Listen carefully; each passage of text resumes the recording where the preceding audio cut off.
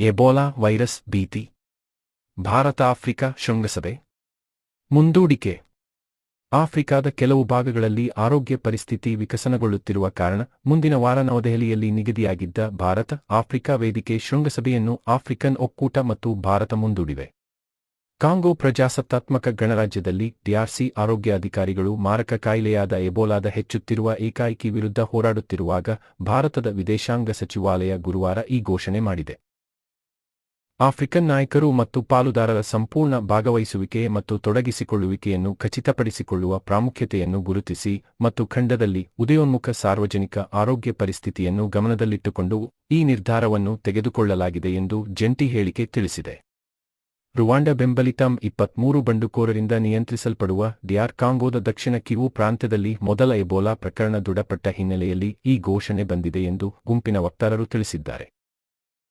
ವಿಶ್ವ ಆರೋಗ್ಯ ಸಂಸ್ಥೆ ಪ್ರಕಾರ 100 ದಶಲಕ್ಷಕ್ಕೂ ಹೆಚ್ಚು ಜನಸಂಖ್ಯೆಯನ್ನು ಹೊಂದಿರುವ ವಿಶಾಲವಾದ ಮಧ್ಯ ಆಫ್ರಿಕಾದ ದೇಶವನ್ನು ಅಪ್ಪಳಿಸಿದ 17ನೇ ಡಿಆರ್ಸಿಯಲ್ಲಿ ಇತ್ತೀಚಿನ ಏಕಾಏಕಿ ಈಗಾಗಲೇ 139 ಸಾವುಗಳಿಗೆ ಕಾರಣವಾಗಿದ್ದು 600 ಶಂಕಿತ ಪ್ರಕರಣಗಳಿವೆ ಎಂದು ಶಂಕಿಸಲಾಗಿದೆ.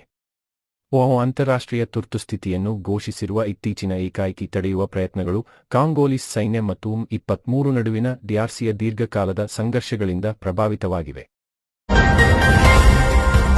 ಪಾರದರ್ಶಕ ಎಸ್ಐಆರ್ಗೆ ಸುಪ್ರೀಂ ಮೆಟ್ಟಿಲು ಏರುಳು. ರಾಜ್ಯ ಸರ್ಕಾರದ ಚಿಂತನೆ. ರಾಜ್ಯದಲ್ಲಿ ಮತದಾರರ ಪಟ್ಟಿಯ ಸಮಗ್ರ ಪರಿಷ್ಕರಣೆ ಎಸ್ಐಆರ್ ಪ್ರಕ್ರಿಯೆ ಶುರುವಾಗಿದ್ದು, ಮತದಾರರ ಹಕ್ಕು ರಕ್ಷಣೆಗಾಗಿ ಸುಪ್ರೀಂ ಕೋರ್ಟ್ ಮೆಟ್ಟಿಲು ಹತ್ತುವುದು ಸೇರಿ ಹಲವು ಕ್ರಮಗಳನ್ನು ಕೈಗೊಳ್ಳಲು ರಾಜ್ಯ ಸರ್ಕಾರ ಮುಂದಾಗಿದೆ. ಗುರುವಾರ ನಡೆದ ಸಚಿವ ಸಂಪುಟ ಸಭೆಯಲ್ಲಿ ಎಸ್ಐಆರ್ನ ಸಾಧಕ ಬಾಧಕಗಳ ಬಗ್ಗೆ ಸುದೀರ್ಘ ಚರ್ಚೆ ನಡೆದಿದೆ. ಸಭೆ ಬಳಿಕ ಸುದ್ದಿಗೋಷ್ಠಿಯಲ್ಲಿ ಮಾತನಾಡಿದ ಕಾನೂನು ಮತ್ತು ಸಂಸದೀಯ ಸಚಿವ ಎಚ್.ಕೆ. ಪಾಟೀಲ ಅವರು ಸಂಪುಟ ಸಭೆಯಲ್ಲಿ ವ್ಯಕ್ತವಾದ ಅಭಿಪ್ರಾಯಗಳನ್ನು ವಿವರಿಸಿದರು. ಎಸ್ಐಆರ್ ಕುರಿತ 10-12 ಅಂಶಗಳ ಬಗ್ಗೆ ಚರ್ಚೆ ಮಾಡಿದ್ದೇವೆ. ಈ ಬಗ್ಗೆ ಮುಖ್ಯಮಂತ್ರಿಯವರ ನೇತೃತ್ವದಲ್ಲಿ ಚರ್ಚೆ ಮುಂದುವರಿಸಲಾಗುವುದು.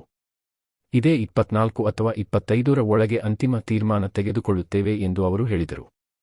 ರಾಜ್ಯದಲ್ಲಿ ಯಾವುದೇ ಪ್ರಜೆಯ ಮತದಾನದ ಹಕ್ಕನ್ನು ಉದ್ದೇಶಪೂರ್ವಕವಾಗಿ ಕಸಿಯುವ ಅಥವಾ ದಮನ ಮಾಡುವ ಪ್ರಕ್ರಿಯೆ ನಡೆದರೆ ಸರ್ಕಾರ ಸುಮ್ಮನಿರುವುದಿಲ್ಲ.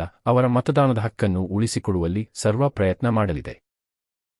ಚುನಾವಣಾ ಆಯೋಗದ ವಿರುದ್ಧ ನ್ಯಾಯಾಲಯಕ್ಕೆ ಹೋಗುವುದರ ವಿರುದ್ಧ ರಕ್ಷಣೆ ಇದ್ದರೂ ಯಾವ ವಿಚಾರ ಮುಂದಿಟ್ಟುಕೊಂಡು ನ್ಯಾಯಾಲಯದ ಬಾಗಿಲು ತಟ್ಟಬಹುದು ಎಂಬ ಬಗ್ಗೆ ಚರ್ಚೆ ಮಾಡಿದ್ದೇವೆ ಎಂದರು. ಮುಖ್ಯವಾಗಿ ಚುನಾವಣಾ ಆಯೋಗ ಮತದಾರರ ಪಟ್ಟಿಯ ಸಮಗ್ರ ಪರಿಷ್ಕರಣೆ ಎಸ್ಐಆರ್ ಮಾಡಿದ ಬಳಿಕ ಪಟ್ಟಿಯನ್ನು ಸುಪ್ರೀಂ ಕೋರ್ಟ್ಗೆ ಸಲ್ಲಿಸಬೇಕು ಎಂಬ ನಿರ್ದೇಶವನ್ನು ಆಯೋಗಕ್ಕೆ ನೀಡಬೇಕು ಎಂದು ಮನವಿ ಮಾಡುವ ಬಗ್ಗೆಯೂ ಸಮಾಲೋಚನೆ ನಡೆಸಿದ್ದೇವೆ ಎಂದು ಹೇಳಿದರು. ಎಸ್ಐಆರ್ನಿಂದ ದೇಶದಲ್ಲಿ ಹಲವಾರು ಅವಘಡಗಳು ಜರುಗಿವೆ. ಪಶ್ಚಿಮ ಬಂಗಾಳದಲ್ಲಿ 27 ಲಕ್ಷ ಮತದಾರರ ಮತದಾನದ ಹಕ್ಕು ಹೋಗಿದೆ. ತಮಿಳುನಾಡು, ಬಿಹಾರ ಮತ್ತಿತರ ಕಡೆಗಳಲ್ಲಿ ಹಲವು ಮತದಾರರ ಹಕ್ಕು ದಮನವಾಗಿದೆ. ಈ ಬಗ್ಗೆ ಹಲವು ರಾಜ್ಯಗಳಲ್ಲಿ ಆಕ್ಷೇಪ ವ್ಯಕ್ತವಾಗಿದೆ. ಆದ್ದರಿಂದ ರಾಜ್ಯದಲ್ಲಿ ಎಸ್ಐಆರ್ ಪ್ರಕ್ರಿಯೆ ಪಾರದರ್ಶಕವಾಗಿರಬೇಕು ಎಂದು ತಿಳಿಸಿದರು. ಎಸ್ಐಆರ್ನಲ್ಲಿ ಪಾರದರ್ಶಕತೆ ಇರಬೇಕು ಎಂಬ ಕಾರಣಕ್ಕಾಗಿ ಬಿಹಾರದಲ್ಲಿ ನ್ಯಾಯಮಂಡಳಿ ರಚಿಸಲಾಗಿತ್ತು. ಆದರೆ ಅದು ಸರಿಯಾಗಿ ಕಾರ್ಯನಿರ್ವಹಿಸಲಿಲ್ಲ. ಹೀಗಾಗಿ ನಮ್ಮ ರಾಜ್ಯದಲ್ಲಿ ಈ ಪ್ರಕ್ರಿಯೆ ಪಾರದರ್ಶಕವಾಗಿ ನಡೆಯಬೇಕು ಎಂಬುದು ಚುನಾವಣಾ ಆಯೋಗಕ್ಕೆ ನಮ್ಮ ಸಂದೇಶ ಎಂದು ಅವರು ಹೇಳಿದರು.